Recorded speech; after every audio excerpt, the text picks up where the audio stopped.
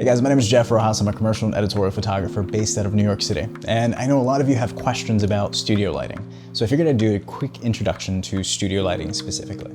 Now there are three ways primarily that you can work with light. You can use available light, you can use available light mixed with some sort of additional light, which would be artificial light, or you can create your own light. For this specific tutorial today, what we're gonna do is eliminate all the lights that we have on set and create our own light. So ideally, what we wanna do is set our cameras to 1/200th of a second at ISO of 100. And what we're gonna do is manipulate our aperture to find the perfect exposure where there's no light on set whatsoever. There's no natural light coming from outside, there's no natural light from the room, and I'm gonna look at that photo to make sure it's completely black. Now from there, what I'm gonna use is my strobe to make sure my whole scene is lit. Now what I'm using is a light meter to make sure that I have the correct exposure. I'm looking for that aperture. So I use my light meter under my subject's chin to get the appropriate exposure for the image that I'm trying to shoot.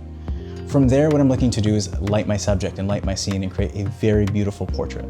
Now I know a lot of you have issues with shooting in small spaces.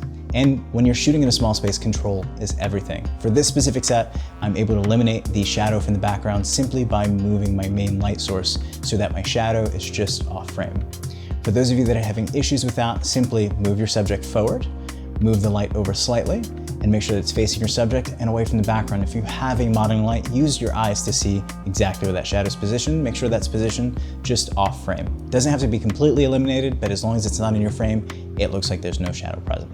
Ideally, you want to know that control is everything in a smaller environment. The ability to move your light up, move your light down, move your light 360 degrees around your subject and control your light source is infinitely important. Hope you guys were able to understand that in a very basic sense. Ultimately, I'll do more videos like this to help you guys out understanding light better in your small studio spaces. If you guys have any questions whatsoever, please leave those in the comment section below.